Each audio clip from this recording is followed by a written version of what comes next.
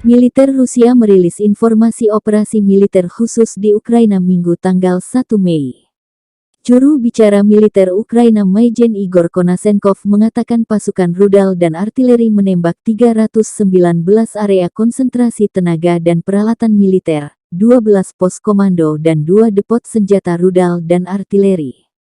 Sementara pertahanan udara Rusia menembak jatuh satu Su-25 Angkatan Udara Ukraina di dekat Chervony Yar, wilayah Kherson. 2 kendaraan udara tak berawak Ukraina juga ditembak jatuh di atas Vladimirovka dan 12 roket sistem roket multi peluncuran Smerk dicegat di dekat Kamenka, Republik Rakyat Donetsk. Secara total, 143 pesawat dan 112 helikopter, 660 kendaraan udara tak berawak, 279 sistem rudal anti-pesawat, 2.678 tank dan kendaraan tempur lapis baja lainnya Ukraina dihancurkan.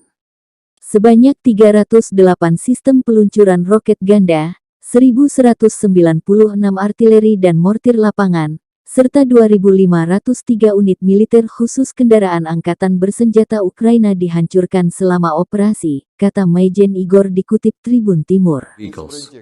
Missile troops and artillery have hit 319 areas of manpower and military equipment concentration, 12 command posts, and 2 missile and artillery weapon depots. Russian air defense means have shot down 1 Su-25 of the Ukrainian Air Force near Chervony Yar, Kherson region.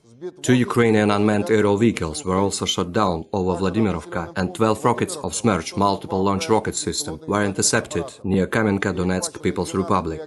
In total, 143 aircraft and 112 helicopters, 660 unmanned aerial vehicles, 279 anti-aircraft missile systems, 2,678 tanks and other armored combat vehicles, 308 multiple launch rocket systems, 1,196 field artillery and motors, as well as 2,503 units of special military vehicles of the armed forces of Ukraine were destroyed during the operation. Terima kasih sudah nonton.